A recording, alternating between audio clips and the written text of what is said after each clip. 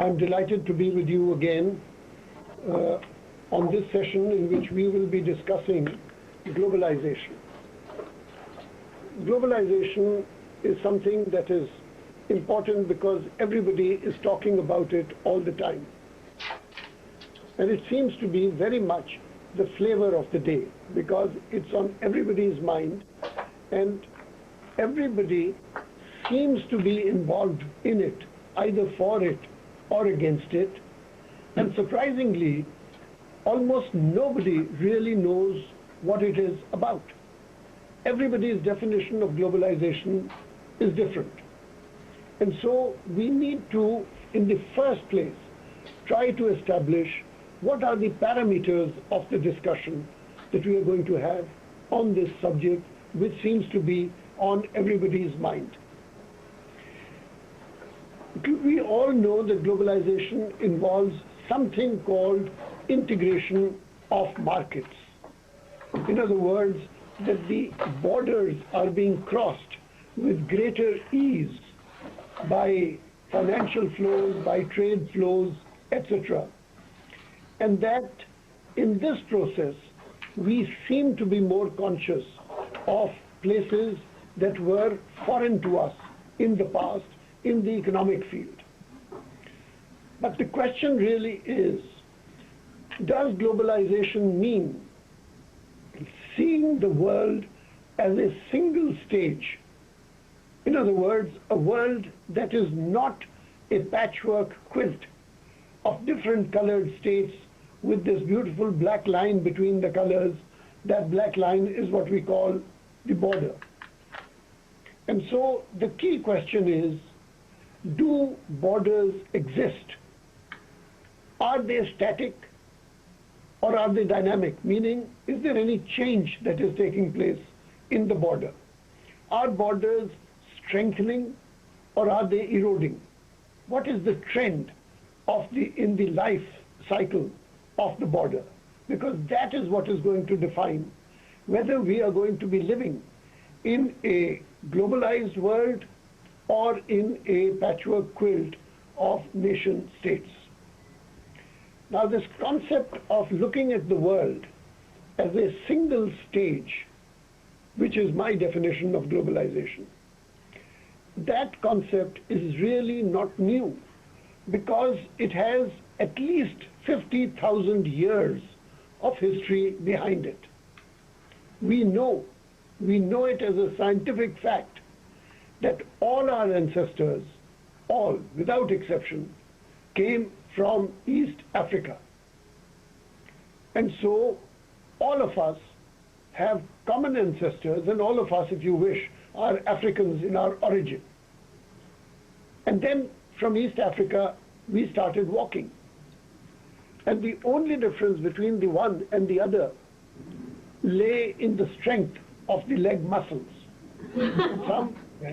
Some had stronger muscles and were able to walk for longer distances across Siberia into North America and then into South America. Others had weaker muscles like me, and by the time they got to Pakistan, they got tired, and so they settled. And so, but the people who were walking this extraordinary event in the history of the world, which is what is called the original migration, was a phenomenon of globalization because those walkers saw the world as a single stage and did not have to stop anywhere because of any border. They just walked. The whole world was their garden of Eden, and they went wherever their noses took them. As they settled in different parts of the world, they developed different colors of skin, they developed different cultures, they developed different languages, they developed different ethnicities, habits, etc. But the fact that their colors changed or their languages changed or their cultures changed did not in any way impact on the fact that their DNA was common. And that is incidentally how we know today that all our ancestors come from a common point in East Africa, because all these DNAs About 50,000 have been collected, and as you walk them backwards, they all point to a common point in East Africa. So the first aspect of globalization is this human migration which started 50,000 years ago. Even in recent history, you have another event, and that is the age of travel and the age of exploration. That is to say, the Marco Polos and the Christopher Columbuses. These were people who were motivated by totally different concepts. It's not that they just wanted to walk. One of them was trying to find out whether the world was round or flat, because he thought when he arrived at the edge of the world, he would fall off the edge. And that was Marco Polo, and he got up to China, and he didn't fall off the edge. But he learned something, that the world is not flat. The other was Christopher Columbus, whose knowledge of geography was relatively poor, because he managed to go west and thought he had arrived in India by the time he got to Puerto Rico or wherever. And he was looking for spices. So whether it was the age of wonder as to whether the world is round or flat, or whether it was the search for spices and silks, basically these were travelers. And when they traveled, they did not stop at borders either. Mr. Christopher Columbus did not arrive in the Americas and show his passport and visa before taking over whatever he wanted to put his name and label on. And then we have a third stage of globalization, which is a very sad stage, because this is the age of colonialism. This is the age where some countries say, the world is mine. It's one single stage, and it's all mine. One of these countries even announced grandly that the sun never set on its empire. In other words, the whole world belonged to that country. Incidentally, that country, the sun never rises on that empire now, because it's full of rain and bogs and hard luck. And so you understand that if the concept of globalization is the world as a single stage, it has a long history, and that history is fairly consistent from 50,000 years ago till about the end of the 18th century. And so now let us try to establish what is the opposite, because in order to understand a concept, particularly a complex concept like globalization, you have to try to understand the opposite of that concept.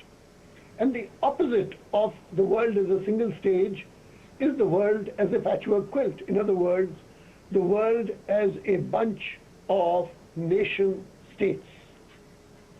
Please understand that this concept of the nation state is less than 200 years old.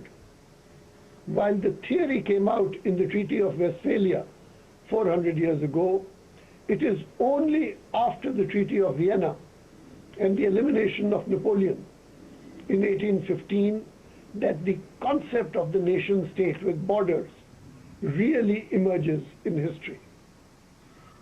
And so the nation state, what we call I am American, I am Pakistani, I am Mongolian, this is 200 years old, full stop. In fact, passports and visas have even less of a history behind them. There were no passports before World War I. And so you had this concept of visas, etc., is just less than 100 years old. Now we get carried away because most of us have poor memories and don't study history.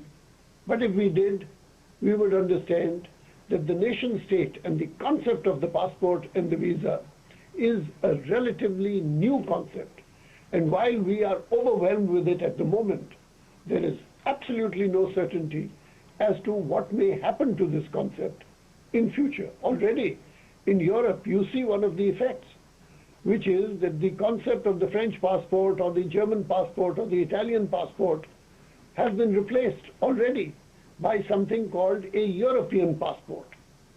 And so, nationality as such has a short history, And in some parts of the world, like the European Union, nationality is being replaced by a return to, if not the world as a single stage, at least a part of the world as a single stage. So, quite clearly, globalization is not a new phenomenon. And so now we have to ask, if it is not a new phenomenon, why is it that we think it is new? What's new about it? And there are some things which are new about it.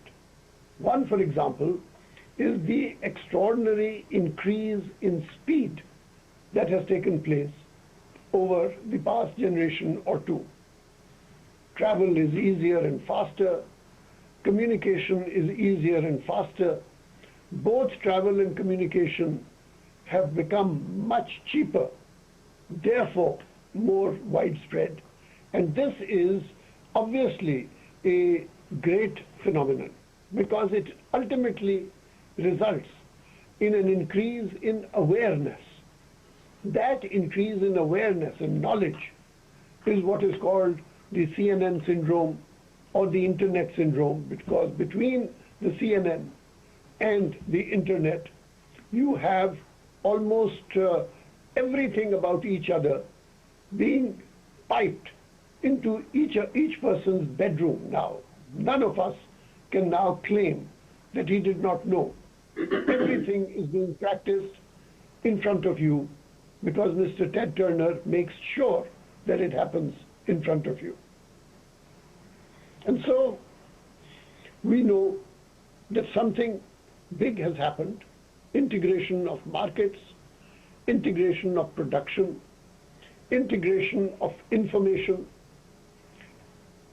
And when we examine these integrations in today's globalization, we see another extraordinary phenomenon, and that is that the major beneficiary of this integration is not the human being, it is the corporation.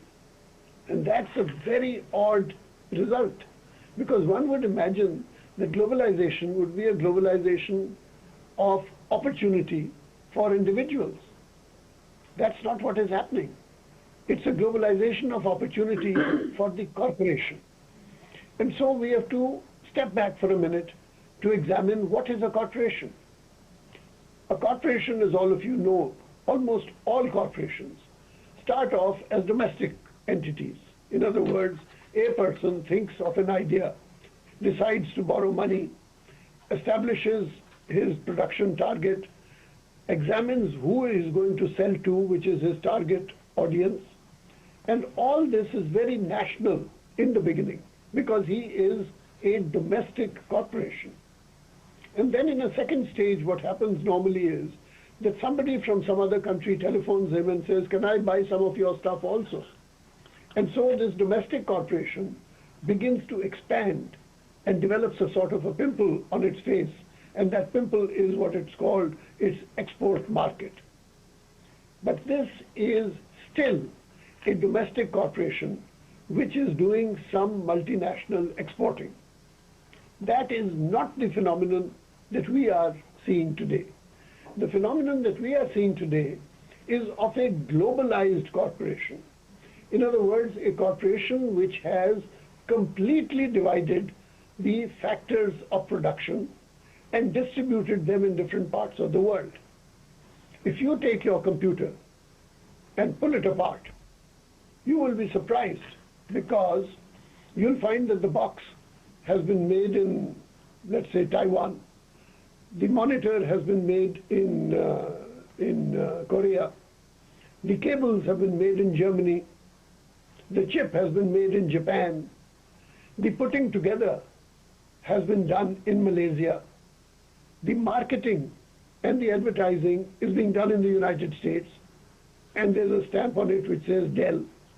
But the parentage of that computer has become very difficult to establish because there's too much input into it from different countries. In fact, it's virtually impossible to decide what is the origin of that computer. And we have this problem. This is the problem of the certificate of origin. in the World Trade Organization, because just as every human being in today's world needs a passport to travel, every object in today's world also needs a passport, and that passport is called a certificate of origin. And so how do you give a certificate of origin to a computer in which the monitor is from country A, the cables are from B, the chip is from C, the box is from D, the marketing is from E? What is the origin of that computer? And you need to have the origin, because all tariffs and trade is based on certificate of origin.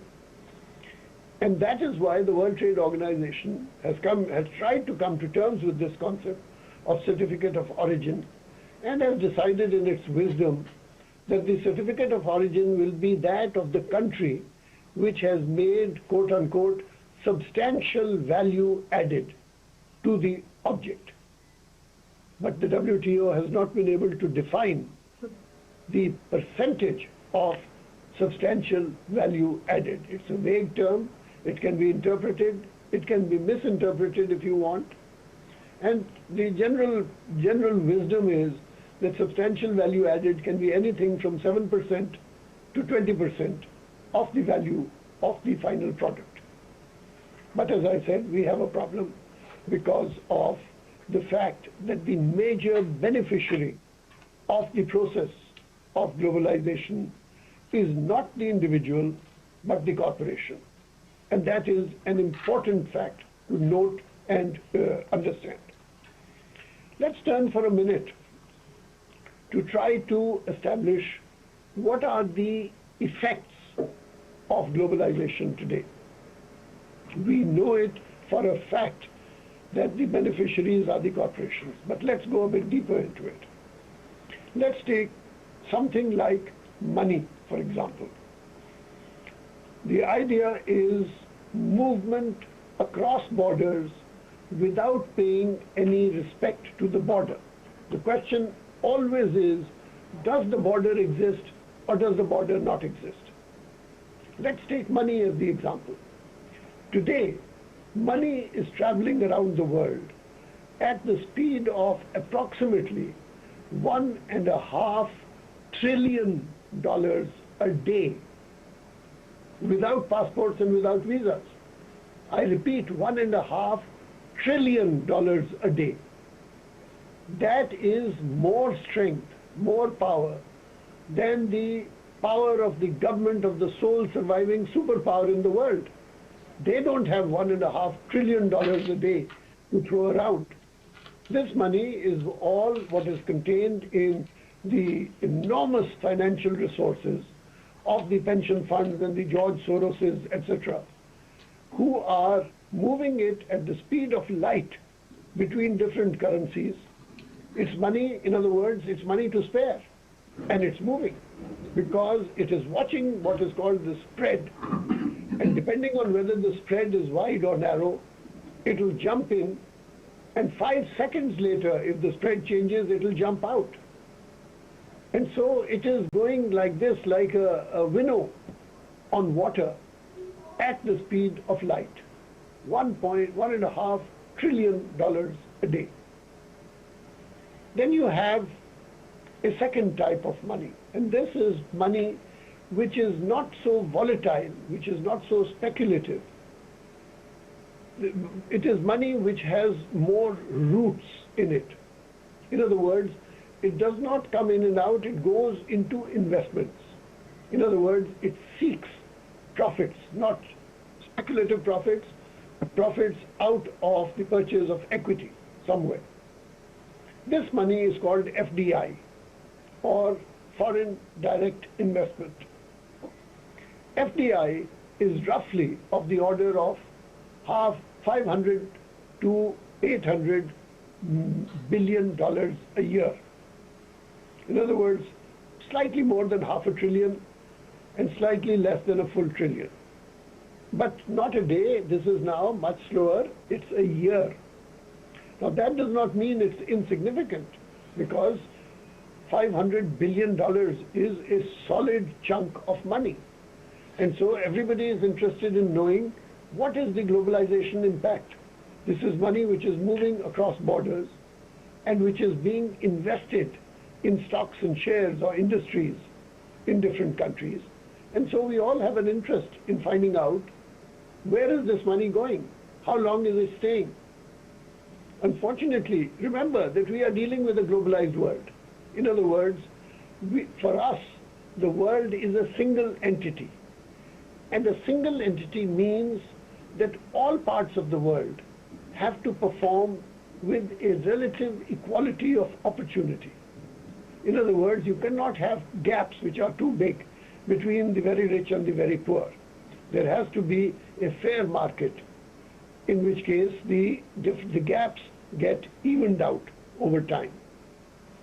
Now, if you analyze FDI, and I told you it is $500 billion a year or more, you find that almost 70% of this FDI is moving from the rich countries to the rich countries, and not from the rich countries to the poor countries. This is money that is moving from Japan into Europe, from Europe into the United States, from the United States into Japan, from Europe into Japan, etc. It's a golf club of the rich, in which each one of them is playing with each other, and all of them, because it's an aristocratic golf club, they're all enjoying the game and getting richer and getting better in their handicaps. In other words, it is not quite the globalization that we were looking for, because our globalization target was the world as a single stage, not the rich as a sub-stage in the global world. And unfortunately, FDI, as I said, for 70% is a toy being thrown around among the rich. The remaining 30% again has been analyzed, and out of that 30%, about 25% is going to only 5 or 10 countries, and those countries can be named. And so the really poor countries, they are the ones who should really be getting something. They are not getting more than 2% of the FDI that is moving in the world. And poor countries, for me, is approximately 130 countries out of the 191 total countries in the world. And so the vast majority of the world, 130 or 134 countries, are having to share only 2% of the FDI. And that, I'm afraid, is aspect number 2. The big chunk of money is doing nothing to help, because it's just going in for the spread and running in and out of countries. A substantial chunk of money which could help is helping only the rich get richer, and certainly not watching the poorest of the poor. The continent of Africa, for example, is being bypassed by the winds of change in globalization. And so you have the enormous amount of stagnation taking place in poor countries. You have a third type of movement that we need to watch. The first was money, the second was FDI. The third is something called trade. Trade is critically important, because trade is based on the concept of the perfect market. In other words, each one of us specializes in whatever is his competitive edge. And then, maximizing opportunity because of competitive edge, we exchange. And in the process, both the buyer and the seller get richer because of the competitive edge. Now, trade is a fantastic phenomenon in the past 40 or 50 years, because it has grown exponentially. The growth of trade is far greater than the growth of the gross domestic product, whether it is seen country-wise or whether it is seen globally. Trade is far ahead of the curve. And therefore, because it is an engine of growth, therefore we are very interested in trade. And we watch it carefully, because it is much more interesting than just volatile money or foreign direct investment. because this time now you are building yourself up by your own bootstraps, only on the basis of the competitive edge. But if you examine trade, you find that it comes up against a number of obstacles. The first is tariffs. Tariffs have been coming down ever since 1948, which was the establishment of the GATT, and the average tariffs are fairly low today in the world. But tariffs are unequal. In other words, tariffs on industrial goods are far lower than tariffs on agricultural goods. And what that means is that the tariffs of interest to the rich countries are lower than the tariffs on products of interest to the poor countries. The poor countries, as you know, are agricultural or agricultural industry products, whereas the rich countries are all industrial industry products. The average level, to give you an example, the average level of industrial tariffs in the United States on industrial goods today is 3%, which is nice and low. But the tariff on textiles, which is the product of interest to India and Pakistan and Egypt and all these developing countries, the average tariff on textile products is 33%. In other words, 11 times higher than the tariff on industrial goods. In other words, the rich are being enabled again to get richer, and the poor are being penalized 11 times over for being poor. And there is, to my mind, something which is strange. It's Kafkaesque, this situation of penalizing the poor for no reason other than the fact that they are poor. But that is what tariffs are doing. The second aspect of trade is non-tariff barriers, and these are what are called quotas. You say, I know you can produce a thing cheaply, but I will just not allow more than X number of these to come into my country. Quotas are being, what is called in the trade, over-fulfilled. If any developing country is reaching 100% of its quota, and all of them are, it means that the quota is hurting because you cannot export any more. You've already touched the 100% limit. And quotas on developing countries are all at the 100% level. And so there is bloody-mindedness in saying, I know you're a good producer, but no thank you, I still won't allow you to sell anything. In fact, the quotas which are being practiced in the developed countries, and by developed countries I mean Japan, Europe, and North America. The quotas are perhaps the single factor which is preventing a large number of developing countries from doubling their per capita income. Quotas are the obstacle which is preventing per capita income from rising. The third problem that you have is the problem of commodity prices. Commodity prices are falling around the world. The average fall of commodity prices is 25% over the past 30 years, whereas the prices of industrial goods have gone up double, triple, quadruple over the same period.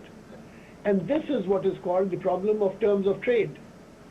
And the telling example of this is that 50 years ago, a Colombian coffee farmer had to sell 80 bags of coffee to buy a Ford car. 80 bags of coffee was equal to one car. Today, the same farmer has to sell 1,600 bags of coffee to buy the same car. In other words, he has to run 20 times faster in order to get the same output, in order to get the same benefit, in other words. And this is what is called declining terms of trade. And it's unfortunate, it's a very unfortunate situation, but that is what the world is. We are allowing industrial goods to increase in price, and we are deliberately depressing the prices of commodities. And once again, it is basically because in negotiating strength, the negotiating strength of a commodity producer is not the same as the negotiating strength of an industrial product producer.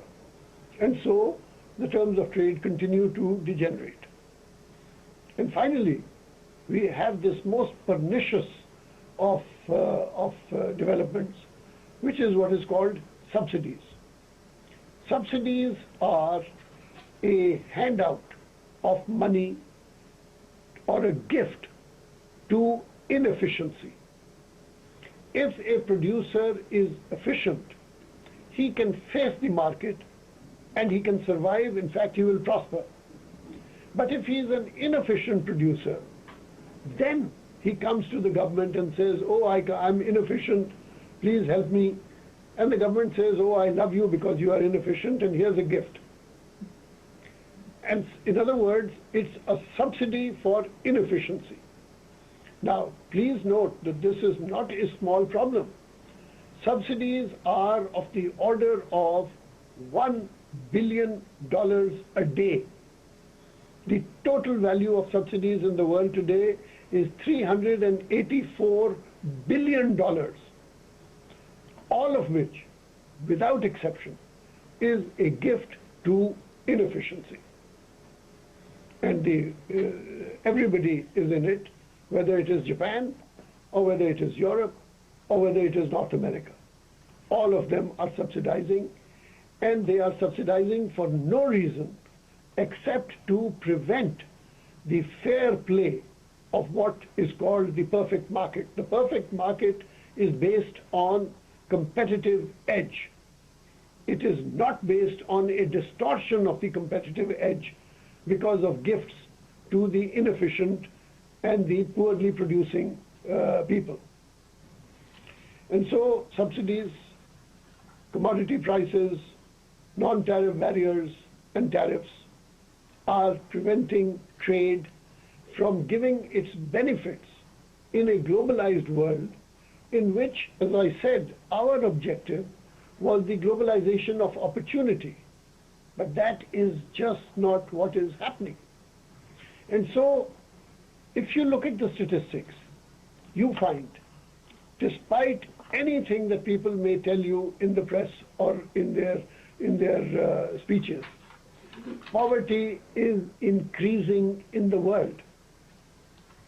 If you take out the distortion in statistics, which is created by China and to some extent by India, poverty is increasing in all parts of the world, and in some places dramatically. In Africa, for example, the number of abject poverty is described as less than $1 a day for everything, for food, for clothes, for shelter, for health, for education, everything. $1 is all that you have. That's abject poverty. In Africa, abject poverty has gone up from 240 million to 315 million. And Africa, for me, is a case study in everything that we are doing wrong by a continent which, as by now you have understood, is our origin. It is our nationality, is African. And here is how we are ignoring our original roots. In Eastern Europe, just to pick up another transitional economy area, abject poverty has gone up from 6 million to 24 million. In other words, multiplied by 600%. I know that they are going through a transition, but then a transition should not mean that the number of the abjectly poor should increase to this extent. You have other statistics on abject poverty also, on poverty in general. The number of people in the world, our world is approximately 6.5 billion today. The number of people in the world who are living on less than $1 a day is 1/5 of the population of the world. 1/5, less than $1 a day. If you take up your figure and say, oh no, it's too low, let's take it to 2, double it, $2 a day. If you take it to $2 a day, 1/4 of the world is living on less than $2 a day. And that absolute essential commodity for all of us, which is water, which has to be safe, because water means health. You know that almost a vast majority of diseases, of killer diseases in the world, are waterborne diseases. Well, between 1/4 and 1/3 of the world today does not have access to safe, piped, filtered, sanitized water. A basic commodity is not available to 1/3 of the world. You pick it up from ponds and rivers, and then you get guinea worm and kidney disease and everything else in between, typhoid, cholera, etc. So the absolute figures are stunning. The relative figures are also stunning, because another extremely worrying event is the fact that the gap between the rich and the poor is increasing.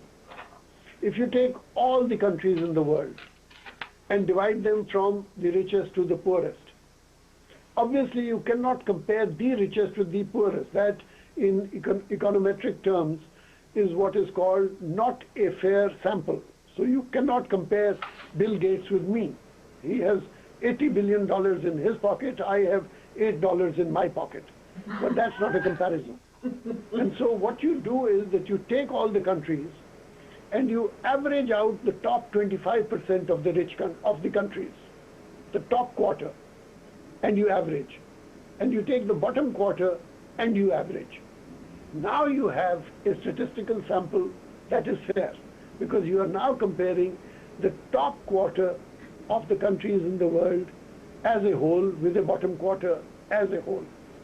If you compare these two figures today, you find that the ratio is 80 to 1, 80 to 1, which means that if the average pay of the people on the top is $8,000 a month, the average pay of the people at the bottom is $100 a month. That's the gap today. And it's bad, because 80 to 1 it's not a Christian gap. I mean, you can't accept that sort of thing in life. But if you take this calculation back by 30 years to 1970 and do the same calculation with 1970 figures, you find that the ratio is only 40 to 1. In other words, the gap has doubled in 40 years. And that is the problem. In other words, we are not moving in the right direction. We are moving in the wrong direction. Instead of going forward, we are going backwards. And we have proof, because these are not my figures. These are World Bank figures by people who know. And so we know it for a fact that poverty exists, that poverty has increased, and that the gap has increased also. Now, to sum up, what does this mean? It means that globalization, which was supposed to be a globalization of opportunity, and that's why we all loved it, loved the idea. Globalization is not a globalization of opportunity, it is a globalization of poverty. That is what has taken place in the world. Now, let's define poverty in one more fashion. Poverty is not the amount of money that you have in your pocket. It is the amount of opportunity that you have in your pocket. If you do not have money, you are not going to eat. In other words, you're going to starve. You're not going to have an education. You're not going to have health. You're not going to have human rights. You're not going to have gender equality. All these are consequences of poverty. And that is why poverty is defined not as money, but as opportunity and freedom. You do not have opportunity and you do not have a freedom as a result of the factors of globalization that we have identified. And so you get, for example, the globalization of ill health. There's a disease, there's a fashionable disease in the world which is called AIDS. AIDS, as you know, comes from sex. And sex is universally practiced. It's a global phenomenon. But AIDS is 95% in the poor countries. 95% of AIDS is in developing countries. Explain to me, how does this happen? That a phenomenon which comes from a global phenomenon should give you ill health in a limited sector. And not a minor, it's not 50% or 51%. 95% of AIDS victims are in developing countries. And that is why I say globalization of ill health. You have globalization of culture. All of us are being forced, whether we like it or not, to eat McDonald's and have Coca-Cola and to speak in English. And I think it is sad, because while McDonald's are great because they come from Chicago, but nevertheless, the beauty of the world is in the pasta, in the tortillas, in the noodles, in the chapatis, in all these different ethnicities, which, remember, those legs which got tired and which gave us different colors and cultures. That was the beauty of the world, the diversity between us. The warp and the weft of the world is based on the diversity of cultures. Languages are dying at the rate of hundreds every year because of the dominance of English. And so, much nice as it is to be able to communicate in English, it is nicer to be able to develop one's own culture and to learn from each other rather than to dominate each other in terms of culture. Then we have another very odd phenomenon in globalization, which is the globalization of environmental degradation. We've studied some of this last time, that there is something called global warming, for example. And global warming may be offset by country X or country Y, but its effects are around the world, because as the ocean rises and the ocean surface temperatures increase, you have natural disasters like hurricanes, which are multiplying in intensity around the world and multiplying in cost around the world. And that, along with other things like deforestation, water shortage.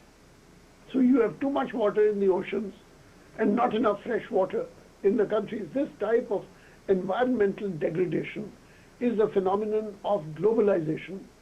And what we have to learn from that is that the impact of a national policy can have an impact on the whole world. That's globalization. And so if you throw out 25% of the gas house emissions in one country alone, then it is going to affect the lungs and the lives of 100% of the population around the globe. So globalization of environmental degradation. And finally, a phenomenon that most of us have not spoken about or not even noted too much yet is the globalization of insecurity. Because of the different frustrations and because of the different injustices which are occurring as a result of this phenomenon of globalization, there is insecurity in the world, and the most telling example of insecurity is terrorism, where people, normal people, young people, educated people, including educated girls, wrap vests and decide to commit suicide, either by blowing themselves up or by flying a plane into a tower. These are absolutely abnormal behavior. What is it that sets off such abnormal behavior in people who are not brainwashed, who are educated, and who have seen the world, and yet who feel that the injustice and the frustration and the absence of alternatives has become so telling in a world of globalized insecurity that they have to do such abnormal acts? And the result is that all of us now around the world, this has nothing to do with the United States or Spain or Britain. Every country now is a frontline country in insecurity. And if you read the accounts of what is happening in far-off countries, we didn't even know that where they were. All of them have problems of insecurity which are besotting them.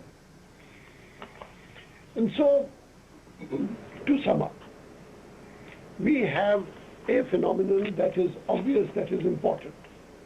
It's important because it's there.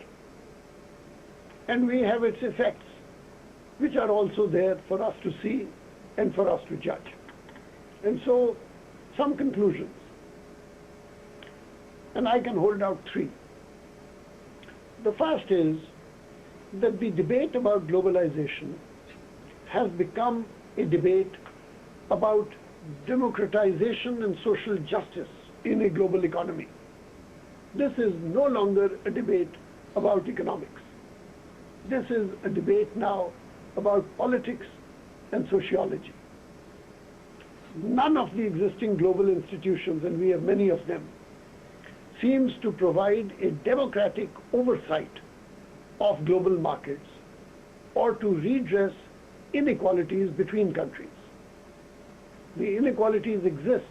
What does not exist is competent global institutions. We just don't have them. And we are in a world in which economic institutions and economic rules prevail over social rules and social institutions. There's an imbalance between the social and the economic. And so globalization is developing in an ethical vacuum. And that for me is problem number one. Because first of all, I'm interested in the human being, and so should you. And secondly, there should be an interest in the ethics of the case. Not the money of the case, but the ethics, the justice. And this whole business of globalization is really developing in an ethical vacuum. So that is conclusion number one. Conclusion number two is that effective markets, all of us are students of economics and therefore believers in the free market and of the market mechanisms. But effective markets require effective states. Markets do not exist in a vacuum. They exist in a format, and that format is the state. And what is happening as a result of globalization is that the reduction in the role of the state has been too fast, and the balance has been tipped over too far. Because I told you the whole debate is about the border. Does the border exist or not? That's the debate of globalization. Globalization says the border does not exist. And the state says, no, the border does exist. And in this confrontation between the erosion of the border and the sanctification of the border, the scale has been tipped too far in the direction of the erosion. And financial liberalization, which is what all of us are talking about, are exposing countries to greater risks and greater risks of economic fluctuation. This is what happened in the Asian financial crisis, of which the whole of Southeast Asia, the whole of the Far East, that is Japan, the whole of Russia, ultimately Europe, and today the United States, is still suffering from the volatility generated by the economic fluctuation, which started because of financial liberalization, which is globalization. So, idea number two, that there is a relationship between the state and globalization. And in that relationship, the state appears to be losing out. And something will have to be done, because the pendulum never just goes round, it swings back. It will swing back. The state will have to intervene against globalization. And the quicker it does it, perhaps the better, in order to stop the rot of poverty and ill health and insecurity which is being spread around the world. And finally, we have very serious problems with the current structure of global governance. We know what is the governance inside a state, but we have very little knowledge of what is the governance in a global framework. There is vast inequality in the power and capacity of different states. And this inequality translates itself ultimately into clout in negotiations, and in which the global governance has to be shaped. Global governance has to be shaped as a result of negotiations. But in the negotiations, it's an unequal fight. It does not make any difference if the rules are the same, because even if there's a level playing field and you put me in front of a sumo wrestler, the result is obvious. The field is flat, but I'm going to be crushed because there is a vast inequality in the negotiating strength and clout of the actors, even on a level playing field. And so we talk of financial liberalization, etc. Market is a level playing field. You cannot get equal results if you have unequal actors playing on that level playing field. And finally, a very unusual thing. You remember that I started by saying that we seem to be more interested in money than in human beings. And it's very odd because we talk of democracy all the time, and then we do nothing to safeguard the interests of the human being, the human-centered thinking process. We have reasonably fair rules in the world for the movement of trade and capital, with the provisos and the caveats that I have placed before you. But there are no fair rules for the movement of people. Money can move across a border, but human beings need passports and visas. And in fact, they are refused visas all the time. And somebody has to stand up and ask the question, who are you talking about? Are you talking about the disappearance of a border for money, but the setting up of a wall for human beings? Because that is what is the whole concept of the immigration rules and the entire effort of building walls and fences and whatnot. And so on the one side, we want the border to disappear, where inanimate objects like money are concerned. And on the other, we want to build up the border, where animate objects like human beings are concerned. And I just ask you the question, does this appear normal or fair? Is this what you are worth, with all the tools of knowledge and learning and education and a history of 50,000 years that you have in your DNA? Is this what you want to create in a world of globalization? I leave it to you to find the answer to that question. Thank you.